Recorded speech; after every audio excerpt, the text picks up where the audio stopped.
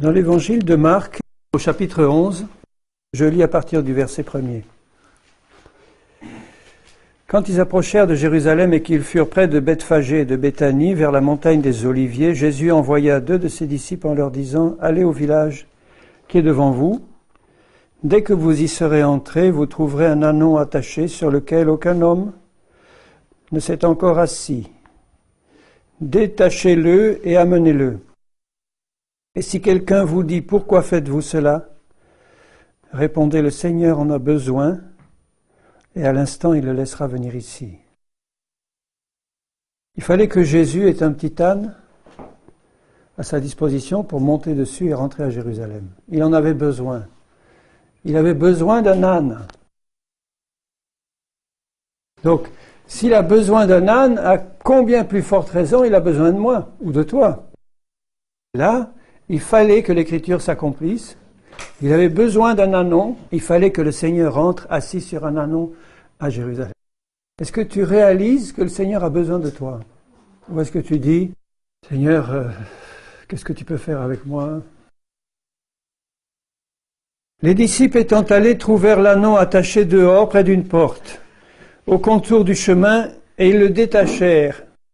Quelques-uns de ceux qui étaient là leur dirent « Que faites-vous? Pourquoi détachez-vous cet ânon ?» Ils répondirent comme Jésus l'avait dit, et on les laissa aller. Ils amenèrent à Jésus l'ânon, sur lequel ils jetèrent leurs vêtements, et Jésus s'assit dessus. Beaucoup de gens étendirent leurs vêtements sur le chemin, et d'autres des branches qu'ils coupèrent dans les champs. Ceux qui précédaient et ceux qui suivaient Jésus criaient « Hosanna ! Béni soit celui qui vient au nom du Seigneur ! Béni soit le règne qui vient, le règne de David, notre Père. Hosanna dans les lieux très hauts. » Tout était merveilleux pour le Seigneur. Et le Seigneur savait ce qui allait se passer quelques heures après. La même foule allait crier « Crucifie-le !» Jésus connaissait le cœur des hommes. Il savait à quel point il pouvait être versatile. Ça n'a pas empêché Jésus de nous aimer et de les aimer au point d'aller jusqu'au bout dans son sacrifice.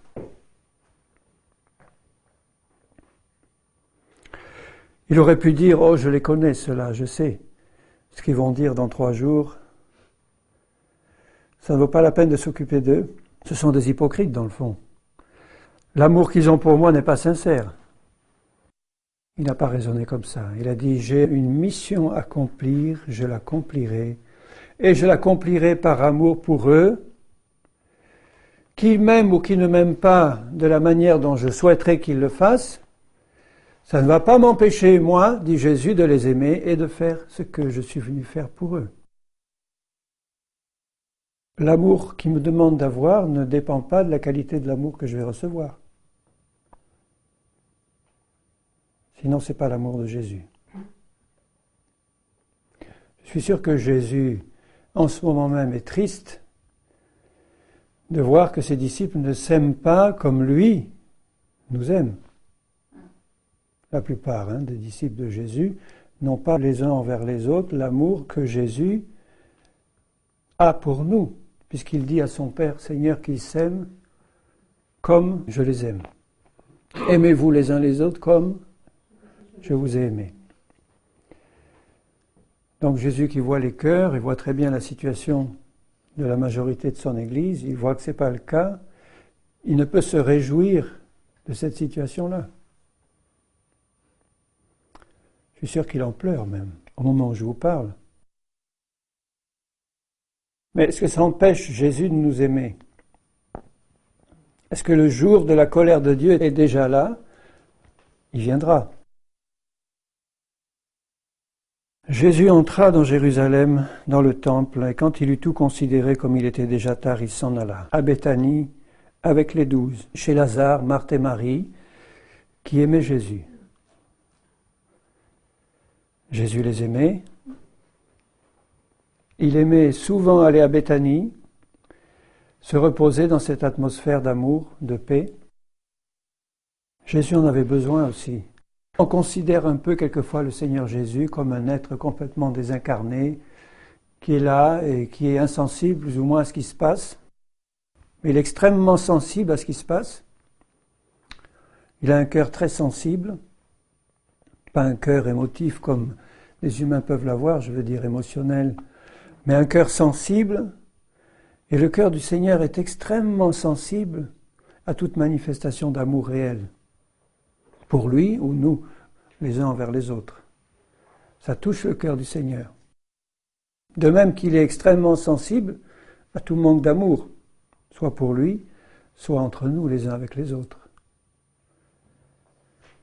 Donc le Seigneur est capable de se réjouir intensément quand il voit cette qualité d'amour dans nos cœurs, et il est capable de s'attrister intensément quand il voit le manque d'amour. Jésus a un cœur, il a des sentiments, et nous pouvons réjouir le cœur du Seigneur ou l'attrister. Le lendemain, après qu'ils furent sortis de Béthanie, Jésus eut faim. Apercevant de loin un figuier qui avait des feuilles, il alla voir s'il y trouverait quelque chose. Et s'en étant approché, il ne trouva que des feuilles, car ce n'était pas la saison des figues.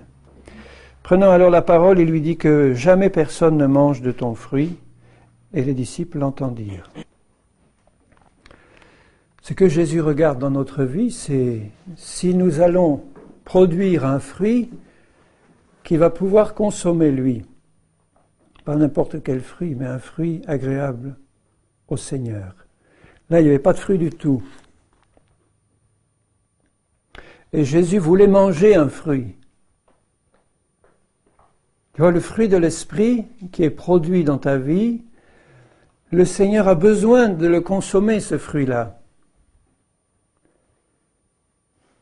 S'il permet que le Saint-Esprit travaille en nous pour créer ce fruit, c'est parce que le Seigneur aime manger ce fruit, que nous aussi nous aimons manger le fruit de l'amour et le fruit de l'esprit. Quand tu rencontres quelqu'un qui est chargé de ces fruits-là, tu te sers, tu consommes, tu en profites. Et le Seigneur, quand il passe à côté de nous, il est preneur du fruit que nous allons produire pour lui. L'amour, la joie, la paix et tout ce qui s'ensuit. Et l'image de ce figuier, c'est l'image de chrétiens qui ont des feuilles et pas de fruits. Beaucoup de verdure, vous savez, les feuilles du figuier, elles sont très larges. Elles en jettent, quand tu regardes un figuier de loin, en plein été, c'est beau à voir, un figuier couvert de feuilles. Seulement ce que Jésus cherchait, ce n'était pas des feuilles de figuier, c'était le fruit. Il avait faim, et il n'en trouve pas.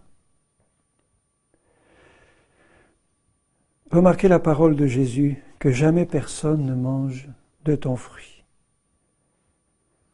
Voilà une parole qui a réglé la question du figuier. J'ai dit, tu ne veux pas produire du fruit, tu n'en produiras plus. C'était le jour du figuier.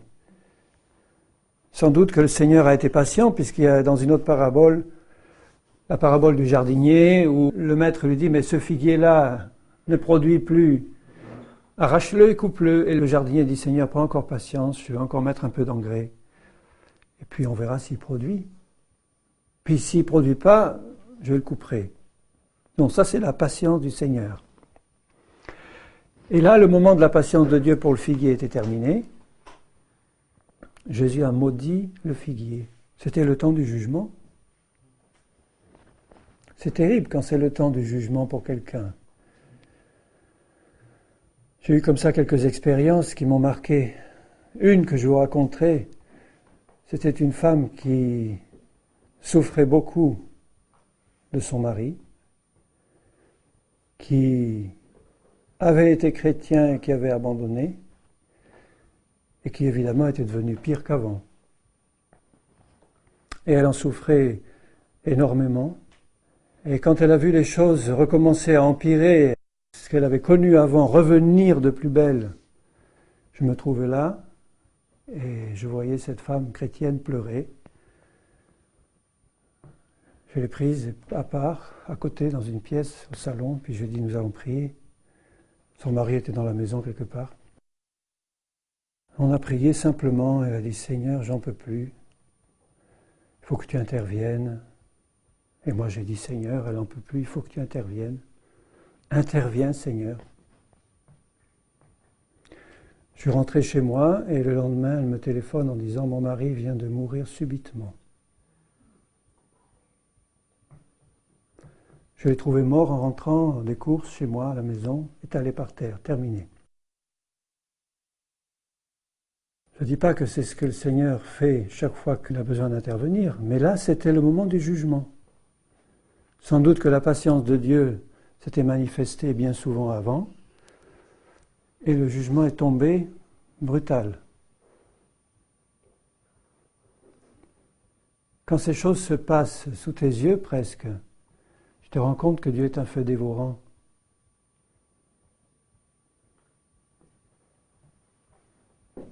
C'était exactement ce qui s'est passé pour le figuier. Il faut prier, c'est sûr, pour la conversion de tous nos bien-aimés, de ceux qui nous font souffrir et de tous les autres. Mais je suis étonné de voir aussi, conduit par le Saint-Esprit, Paul ou d'autres, être un instrument de mort envers certains. Comme Pierre a été un instrument de mort pour Ananias et Saphira, comme Paul a été un instrument de mort pour certains qu'il a livrés à Satan, pour qu'ils apprennent à ne pas blasphémer. Ça veut dire que le temps du jugement de Dieu était venu. Ils le savaient, ils ont été des instruments entre les mains du Seigneur, et ils ont été assez sensibles à la direction de l'Esprit pour savoir que c'était le cas. Ils n'ont pas été sentimentaux comme nous pourrions l'être. Ils savaient qu'ils étaient dans le plan de Dieu, dans la direction du Saint-Esprit.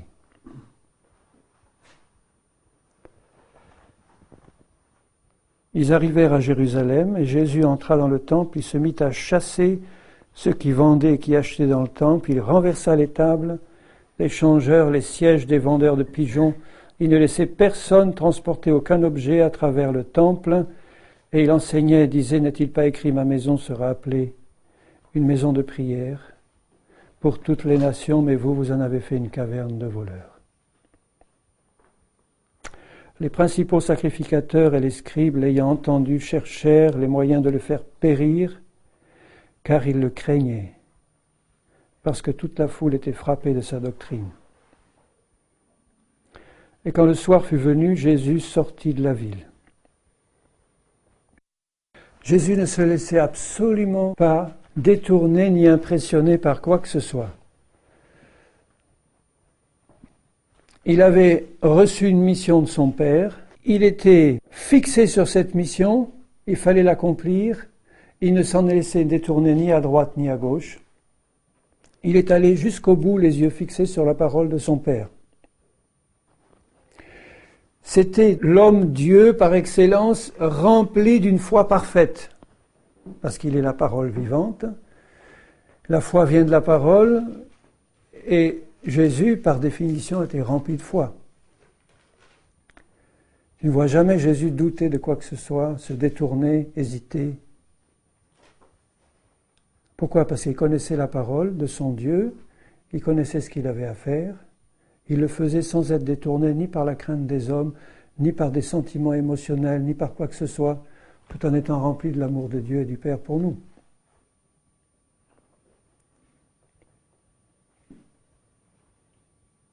Et le matin, en passant, les disciples virent le figuier séché jusqu'aux racines, mort, terminé pour lui.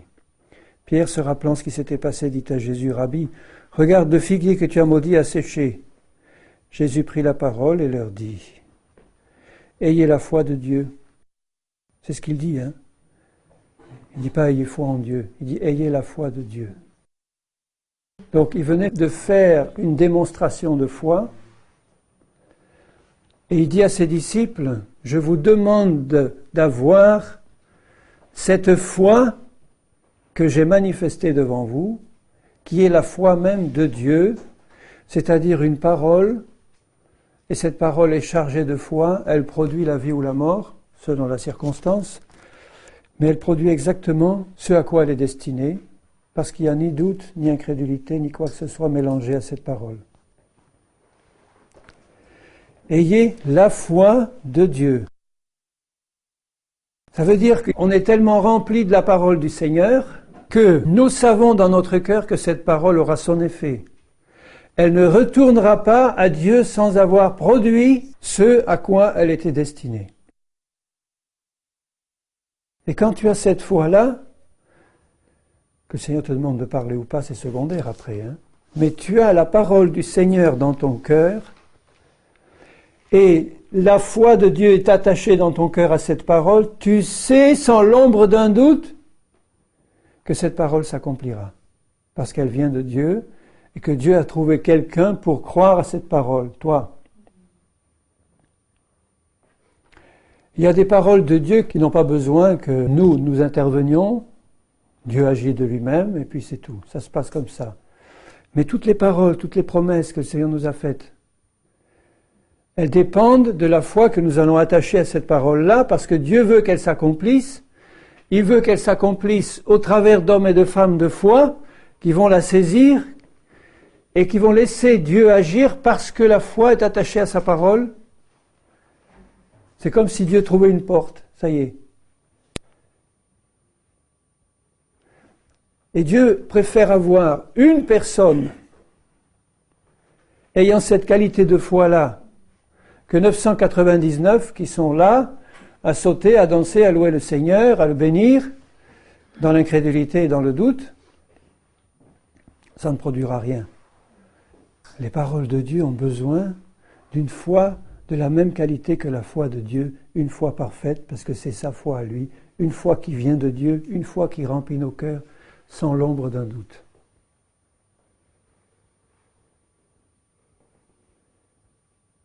Quand Jésus a dit cette parole, il n'a pas douté. Une autre version nous dit que le figuier s'est desséché instantanément. Ici, ils l'ont vu le lendemain matin. Peu importe, en fait, le figuier a été frappé de mort à l'instant même où Jésus a parlé. Quand il avait dit à Adam et Ève, le jour où tu en mangeras, tu mourras certainement, ça veut dire que le jour où ils ont pris le fruit défendu, la mort est entrée en eux, c'était fait. Et Adam est mort des centaines d'années après, physiquement. Mais déjà pour Dieu, c'était fait. Il était déjà condamné à mort, la mort était à l'œuvre, c'était qu'une question de temps. De toute façon, pour Dieu, un jour, c'est comme 1000 ans. Quand Dieu dit, le jour où tu en mangeras, tu mourras. Il ne fallait pas que ça dépasse 1000 ans, tu vois, 960 ans. Il est mort dans le jour de Dieu. Mais de toute façon, il était déjà mort quand Dieu a parlé. Et que ce qu'il a dit, c'est-à-dire l'interdiction, a été violé, déjà la mort agit. Donc tu vois, quand tu as reçu une parole de Dieu avec foi dans ton cœur, si tu l'as reçue avec foi, déjà la puissance de Dieu est à l'œuvre pour accomplir cette parole. Et à chaque fois que le doute vient, tout s'arrête. Et si tu persévères dans le doute, ça s'arrête définitivement. Donc il faut stopper, revenir, se remettre sur le terrain de la foi, et le Seigneur est à nouveau à l'œuvre. Ne t'imagine pas qu'il se produira quoi que ce soit dans ta vie si tu doutes. Ne t'imagine pas que tu recevras quoi que ce soit si tu doutes. Oui, mais tu sais, c'est tellement dur, quelquefois je me demande si... Eh bien, tu doutes. Pourquoi douter puisque Dieu l'a dit? Si tu peux trouver une parole de Dieu et que tu la prennes, que tu as examiné soigneusement les conditions qui sont peut-être attachées à cette parole et que tu les as remplies, la puissance de Dieu est à l'œuvre pour manifester ce qu'il a promis.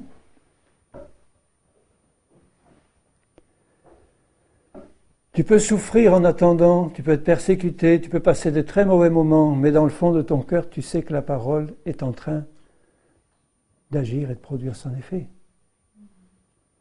Donc malgré les souffrances, malgré les problèmes, malgré les difficultés, il y a quelque part au fond quelque chose qui te soutient et tu sais que c'est en cours et que cela va s'accomplir si tu gardes cette tranquille assurance dans le fond de ton cœur. Une assurance. Tout le travail de Satan consiste à nous faire douter. Donc il repère de loin ceux qui ont la foi. Ceux qui ont la foi brillent d'une lueur intense dans le ciel spirituel. Satan les voit de loin. Il s'approche. Il va essayer d'éteindre cette lumière en injectant ses doutes. En allant même auprès du Seigneur et lui disant « Seigneur, laisse-moi un peu toucher à ça, ou à sa vie, ou à ses enfants, et tu vas voir sa belle foi. »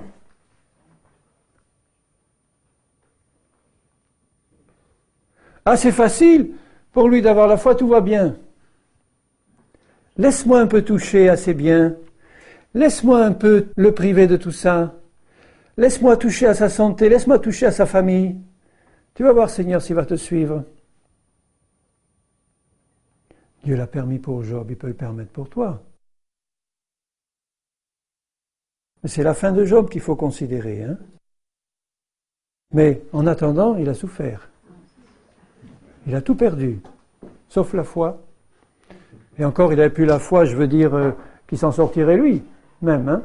Et il ne dit pas, je suis sûr que je vais guérir. Il disait, je sais que mon Rédempteur est vivant et que même si mon corps se détruit complètement, je le verrai. Il ne bénéficiait pas de toutes les promesses que nous avons de guérison, de délivrance, des meurtrissures de Jésus, du sang, de la croix. Il aurait eu tout ça. Et nous l'avons. Nous avons tout ça. Ayez la foi de Dieu. Donc cette foi vient de la parole, et cette foi remplit d'abord le cœur, et de l'abondance du cœur la bouche parle.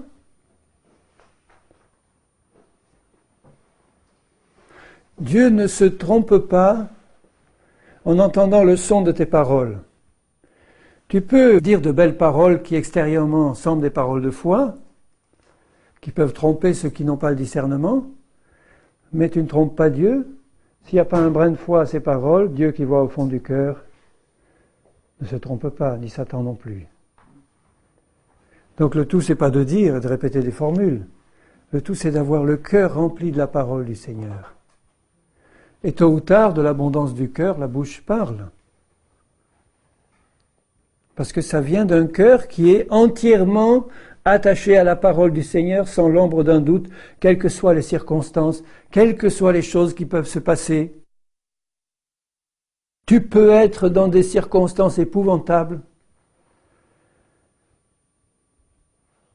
mais Dieu a parlé pour toi, et ton cœur est attaché à cette parole, et toute la puissance de Dieu est à l'œuvre pour la manifester dans ta vie.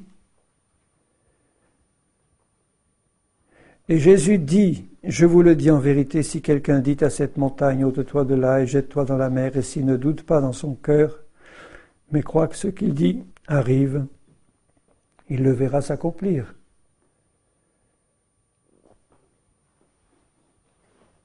C'est merveilleux. Il le verra s'accomplir. C'est une parole de Dieu. Donc si tu as réussi à saisir soit une de ces paroles qui sont là dans la Bible, qui viennent de Dieu, qui sont esprit et vie, soit une parole que Dieu a placée dans ton cœur et tu sais qu'elle vient de Dieu, que tu gardes cette parole-là, tu la verras s'accomplir. Si tu ne doutes pas dans ton cœur, mais crois que ce que Dieu dit arrive. Il n'y a pas la place là pour les doutes, les gémissements, les craintes.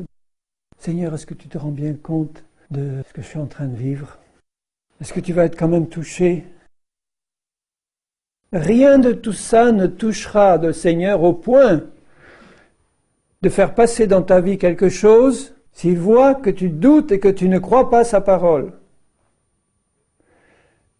Dieu n'est pas sentimental comme nous.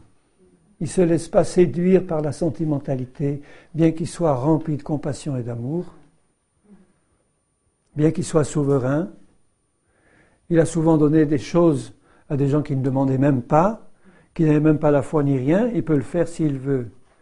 Mais quand il veut nous former en disant « je veux que tu aies cette foi de Dieu », il nous demande en tant qu'enfants de Dieu à vivre en permanence dans cette confiance dont il a besoin pour accomplir sa promesse.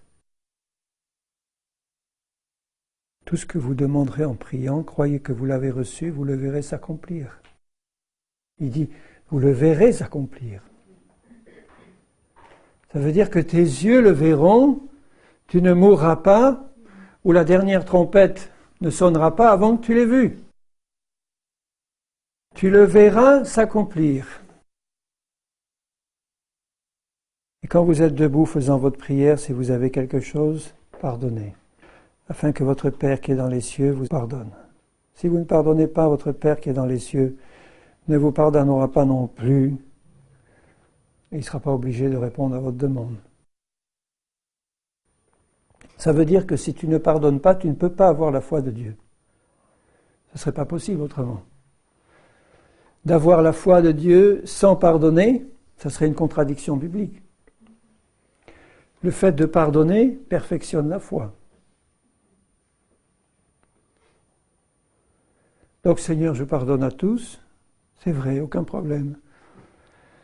De ce côté-là, tu me connais, Seigneur, je pardonne, je pardonne. Il n'y a plus d'amertume, rien. Est-ce qu'il y a des doutes encore ? Nous sommes faits par le Seigneur de telle manière que nous ne pouvons pas manquer nous apercevoir s'il y a des doutes ou pas. Dans l'épître de Jacques, au chapitre 1, verset 5, si quelqu'un manque, qu'il demande à Dieu, qui donne à tous simplement et sans reproche, et cela lui sera donné. Jacques 1, 5, si quelqu'un de vous manque, alors de sagesse, etc. Donc s'il y a une promesse de Dieu qui n'est pas encore réalisée dans ta vie, c'est comme un manque, si tu en as besoin. Si ça te manque, que tu ne l'as pas encore vu. Le Seigneur dit, mais demande à Dieu simplement. Dieu écoute, Dieu te donne, mais qu'il demande avec foi sans douter. Car celui qui doute est semblable au flot de la mer, agité par le vent, poussé d'un côté et d'autre. C'est ça comme un bouchon qui est en haut, en bas, en haut, en bas, en haut, en bas. Qu'un tel homme ne s'imagine pas qu'il recevra quoi que ce soit du Seigneur. C'est un homme irrésolu, inconstant dans toutes ses voies. Il ne peut pas rester ferme, attaché à cette promesse du Seigneur. Dès que quelque chose ne va pas, dès que quelque chose fonctionne apparemment d'une manière contraire à ce qu'il espère, le doute vient, la crainte vient, et la foi n'y est plus. Donc Dieu arrête de manifester ce qu'il est en train de faire. Tu peux toujours espérer, ça ne se passera pas. Tu peux toujours crier à Dieu, tu peux toujours supplier le Seigneur, tu peux toujours invoquer tous les arguments possibles et imaginables. Ça sera un mur d'airain. Qu'un tel homme ne s'imagine pas qu'il recevra quoi que ce soit du Seigneur. Irrésolu, inconstant. Donc tu vois que la foi, c'est quelque chose qui fait de toi quelqu'un de résolu et de constant, ferme comme un roc, sans broncher, têtu à rester attaché à la parole du Seigneur, sans se laisser démonter par quoi que ce soit, les incrédules, les doutes, les craintes, Satan, les hommes. Tu l'as dit, Seigneur, eh bien je suis attaché à cette parole et tu le feras, je le verrai. Dans la première épître de Jean 5, 14, nous avons auprès de Dieu cette assurance que si nous demandons quelque chose selon sa volonté, il nous écoute. Et si nous savons qu'il nous écoute, quelle que soit la chose que nous demandons, nous savons que nous possédons la chose que nous lui avons demandée. Ça veut dire que tes yeux le verront. Comment peux-tu être sûr que quelque chose correspond à la volonté de Dieu ? Parce que c'est écrit dans sa parole. Est-ce que tu as fait cette prière, Seigneur, fais de moi un homme de foi, fais de moi une femme de foi. Il va faire un travail dans ton cœur de révélation de sa parole, puis il va permettre que tu passes par des circonstances où apparemment rien de ce qu'il t'a promis ne se passe, où c'est le noir absolu, apparemment, où il n'y a rien, pas la moindre lueur d'espoir, apparemment, tout, sans exception, est contre ce qu'il a promis, et là, il attend de voir si tu restes dans la foi ou pas. Si tu restes dans la paix de la parole du Seigneur, les yeux fixés sur Jésus et sur sa parole, et que tu sais que le doute n'est pas dans ton cœur, tu es tranquille, tu sais que tes yeux verront s'accomplir ce que tu as demandé au Seigneur. Le Seigneur se réjouit, le Seigneur est glorifié, et toi tu es fortifié. C'est formidable de penser que dans ces derniers temps où la foi du plus grand nombre se refroidit, où la foi disparaît, la vraie foi de Dieu, où elle est remplacée par toutes sortes d'ersatz et de techniques, c'est merveilleux de voir qu'il est encore possible pour des hommes et des femmes d'être des hommes et des femmes de foi selon le cœur de Dieu, qui ne sont attachés qu'à une seule chose, à sa parole, et qui attendent patiemment, avec foi, sans douter que cette parole s'accomplisse, parce que Dieu a parlé. C'est de cela que Dieu veut se servir.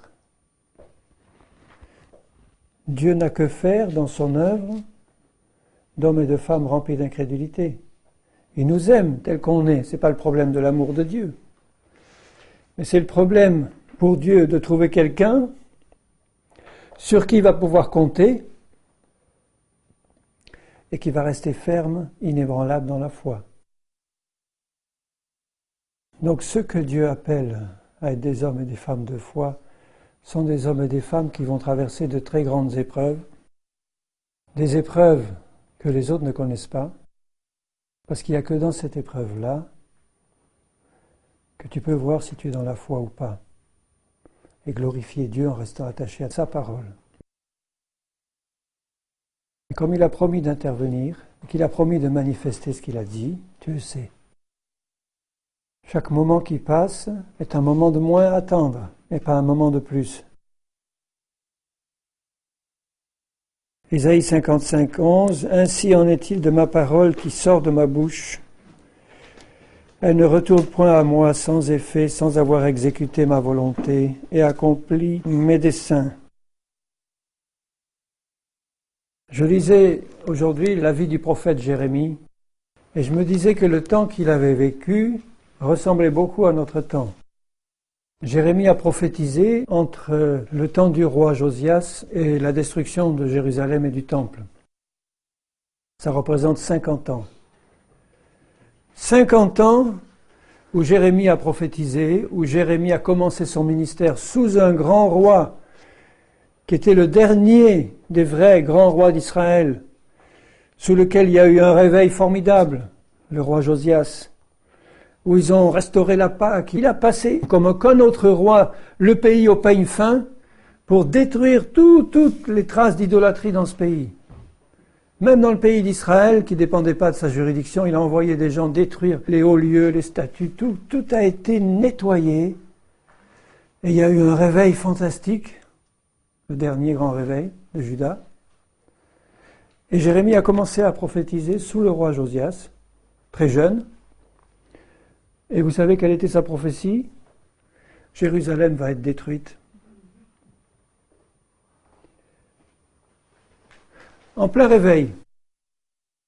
S'il avait regardé d'après l'apparence, et s'il avait été un de ces nombreux faux prophètes, qui déjà à l'époque étaient plus nombreux que les vrais, il aurait dit « C'est merveilleux, je vous annonce des temps de paix, des temps de bonheur et de prospérité. Le réveil, Dieu est là. Nous allons être bénis. Jérusalem, lumière des nations. » Il arrivait en disant, Jérusalem va être détruite. Il ne restera pas pierre sur pierre, le temple, tout va être détruit. La colère de Dieu vient sur son peuple. Il fallait vraiment que le Seigneur lui ait parlé. Il a reçu les paroles du Seigneur Et il les a annoncées. Il les a annoncées avec foi et elles se sont réalisées. 50 ans de prophétie. Ça a commencé par le réveil de Josias. Et puis ensuite, déjà, le fils de Josias, ça allait beaucoup moins bien. Puis ça a fini par des choses épouvantables. Et quand il a commencé à prophétiser, c'était la 13e année du roi Josias. Et si je regarde dans le 2e livre des Chroniques, au chapitre 34, Josias avait 8 ans quand il devint roi. Il régna 31 ans. Et la 8e année de son règne, il commença à chercher Dieu. 8 et 8, 16, il avait 16 ans. Donc déjà, à 8 ans, c'était quelqu'un qui faisait ce qui était droit aux yeux de l'Éternel. À 8 ans. D'autres rois qui ont commencé à être rois à 7 ans, il est dit qu'à 7 ans, ils ont commencé à faire le mal devant l'Éternel. Lui, à 8 ans, a commencé à être roi et il faisait ce qui était bien aux yeux de Dieu. Et déjà, il cherchait Dieu. Donc, vous voyez les petites, là, les jeunes. À 8 ans, il est devenu roi, et déjà il cherchait Dieu, et Dieu voyait son cœur. Et la 8e année de son règne, à 16 ans, il a commencé à faire détruire toutes les idoles du pays. C'est sous ce roi-là que Jérémie commence à prophétiser. Et au verset 24, de Chroniques 34, parce qu'il avait vu dans la parole du Seigneur les menaces de Dieu qui devaient s'accomplir si le peuple abandonnait l'Éternel. Un jour, on découvre le livre de la loi dans le temple, on le lit, il est touché, il comprend, et il demande qu'on aille consulter un prophète ou quelqu'un qui peut donner le conseil de Dieu. Ils vont consulter une prophétesse, au verset 24, qui leur dit « Je vais faire venir des malheurs sur ce lieu et sur ses habitants, toutes les malédictions écrites dans le livre qu'on a lu, parce qu'ils m'ont abandonné, parce qu'ils ont offert du parfum à d'autres dieux, etc. Mais parce que ton cœur a été touché, que tu t'es humilié devant moi, tes yeux ne verront pas toutes ces choses et ce sera dans la vie de tes descendants que ça va se passer. Et malgré l'alliance que Josias avait conclue avec Dieu et le peuple, malgré ce réveil, malgré toutes les bonnes choses qu'il a pu faire, le cœur du peuple n'était pas profondément touché, le cœur des propres descendants de Josias n'a pas été profondément touché, malgré la Pâque, malgré tout ce qu'il a rétabli. Et vous voyez au chapitre 36 comment, 40 ans après, tout ce que Dieu avait annoncé s'est accompli. Alors je compare ce qui se passe à la situation que nous pouvons vivre aujourd'hui. Du temps de Jérémie, malgré ce réveil momentané, parce qu'il y avait un leader, un roi, qui avait le cœur bien disposé, qui a fait les choses comme il fallait, l'ensemble du peuple n'était pas profondément touché pour un changement durable. Quelques-uns seulement, comme Jérémie et d'autres, étaient des hommes et des femmes qui marchaient dans la foi, qui avaient reçu la parole du Seigneur. Ils ont commencé à l'annoncer, ils n'ont pas trouvé d'écho profond, et ils voyaient année après année, jour après jour, la situation spirituelle se dégrader, et le peuple dans son ensemble continuait à faire comme si de rien n'était, en disant « Nous sommes le peuple de l'Éternel, nous sommes le peuple de l'Éternel, nous sommes bénis de l'Éternel. Ah d'ailleurs, nous avons eu un grand réveil. Et puis regardez, tout va bien. Il fait beau, les récoltes sont bonnes, pas d'ennemis en vue.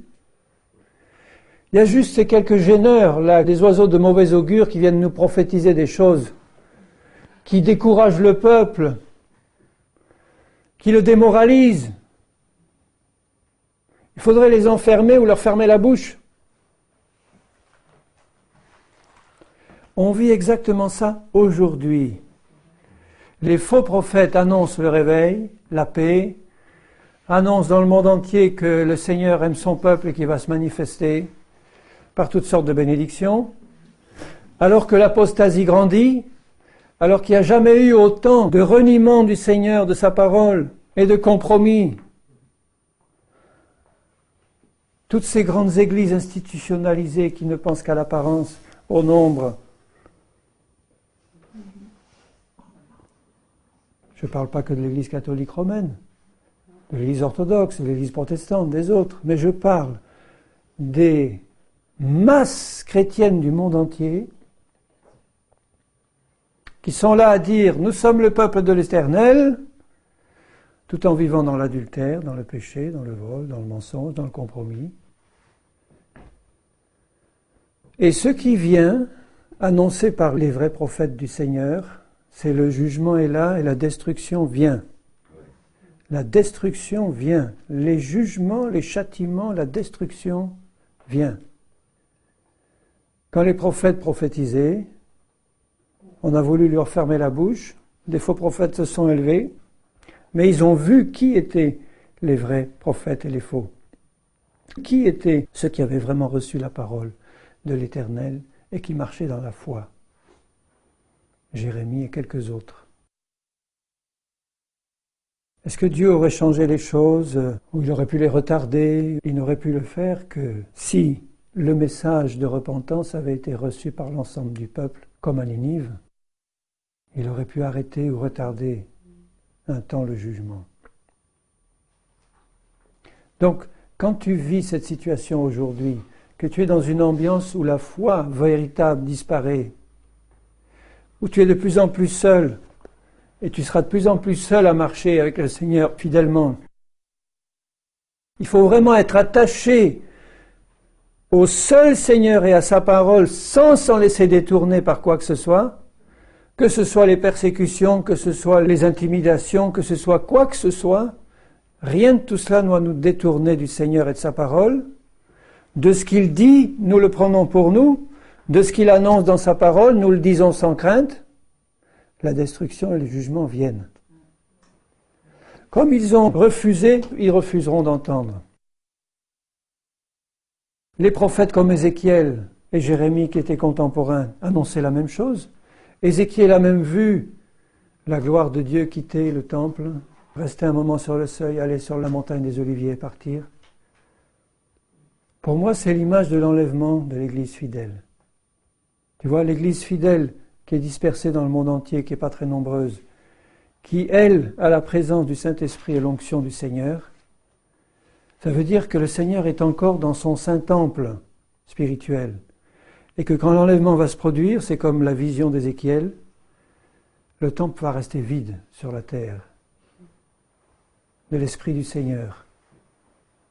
Et à ce moment-là viendra la destruction finale. La destruction finale qui sera la destruction complète, l'annihilation totale de tous ceux qui auraient dû faire partie du temple vivant de l'Éternel et qui n'ont pas été fidèles, qui n'ont pas gardé la foi dans sa parole, qui ne l'ont pas gardé dans un cœur ouvert. Ils vont être détruits. Il n'est pas resté pierre sur pierre de ce temple. Et ceux qui faisaient partie un temps de ce temple vont être détruits. Pas pierre sur pierre ne restera. Tous seront mis à mort. C'est ça qui vient. C'est ça qu'il faut dire à ceux qui sont séduits, qui parlent de réveil. Comment peut-il y avoir un réveil quand le compromis, quand le péché, quand ces choses se passent devant nous dans l'Église? Donc moi je vous annonce de la part du Seigneur ça. La destruction vient. La destruction et les jugements viennent sur l'Église, sur les serviteurs de Dieu, sur son peuple, sur tous ceux qui se disent chrétiens et qui n'ont pas la foi, qui ne gardent pas la parole du Seigneur dans un cœur tout entier consacré à lui. La séduction se répand, la destruction aussi. C'était pas gai pour Jérémie et ceux qui auraient aimé voir la gloire de Dieu se manifester à Jérusalem avec les promesses qui avaient été celles du peuple d'Israël, avec tout ce que Dieu aurait voulu et pu faire s'il avait eu un peuple docile.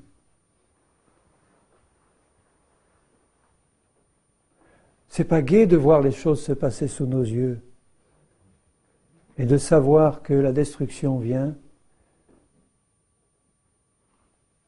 et qu'elle est proche à la porte.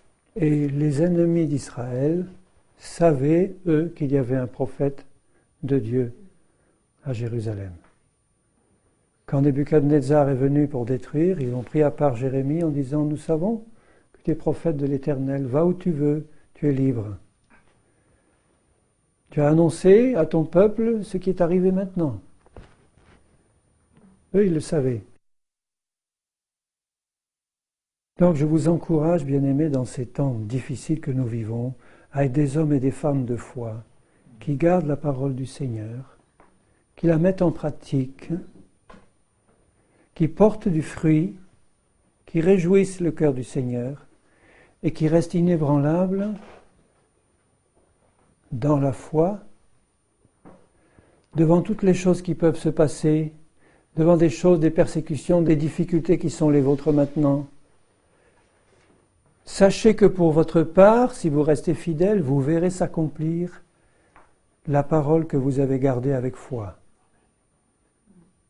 Même si vous voyez la destruction se répandre autour de vous, même si vous voyez l'Église de Dieu se détruire elle-même et être détruite par les jugements du Seigneur, même si nous pleurons de voir ça, nous devons rester parmi ceux qui vont réjouir le cœur de Dieu et qui seront encore comme des lumières et des flambeaux vis-à-vis des petits nombres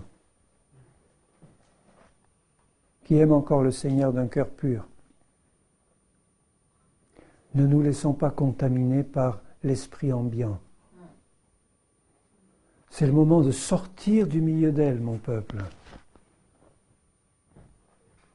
pour ne pas participer à ces jugements. Sors.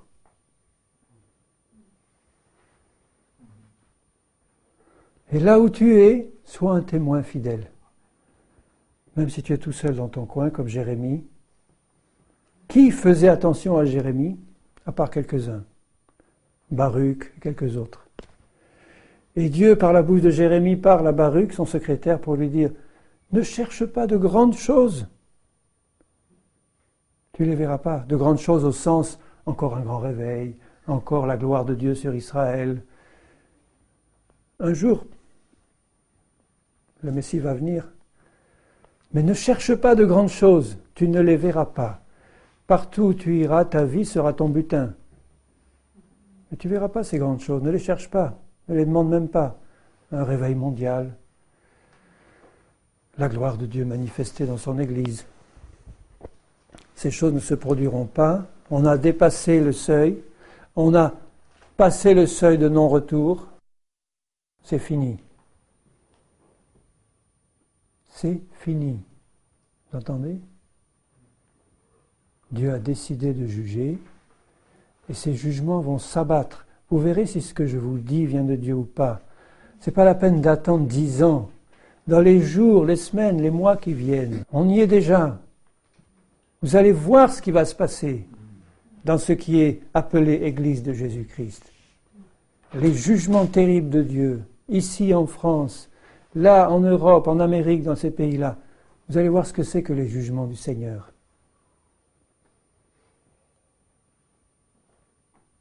Donc toi, tu es là au milieu, tu vas être comme Jérémie, au milieu de la fournaise. Ta vie sera ton butin, pas un seul cheveu de ta tête ne sera touché, sauf si tu es appelé à être martyr, et de tes yeux, tu verras. Donc ça vaut la peine de garder la foi. Si tu es encore en train de prier pour ton mari, tes enfants, tes parents, certains, si tu arrives à avoir cette foi dans ton cœur tranquille, tu verras les choses s'accomplir pour eux. Mais si tu dis, Seigneur, envoie un grand réveil sur le monde, sur notre pays, tu ne peux pas avoir la foi pour ça, parce que ça ne se passera pas. Ce n'est pas le moment du réveil, c'est le moment du jugement.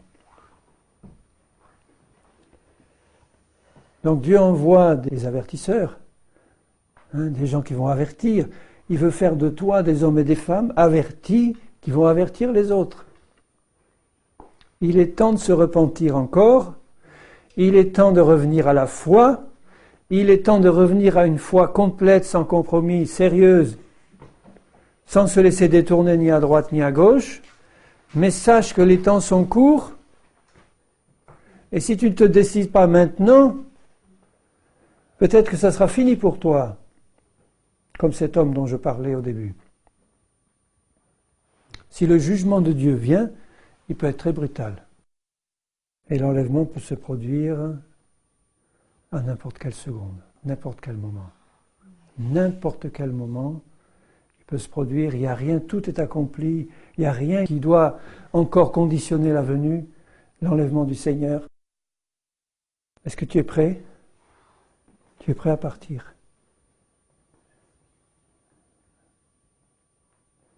Il ne faut pas que tu dises « Oh, je ne sais pas ». Si tu dis « je ne sais pas », tu n'es pas dans la foi, tu ne partiras pas. Si tu dis « oui, par la grâce de Dieu », je suis prêt à partir parce que ma vie est entre les mains du Seigneur et je sais en qui je crois. Je suis prêt. Il n'y a rien qui me retient. Et je vous exhorte à le faire personnellement, dire « Seigneur, fais de moi quelqu'un qui avertit encore. Partout où tu vas, que la destruction arrive, que le temps du jugement est là, et qu'il est encore temps de revenir à la foi. »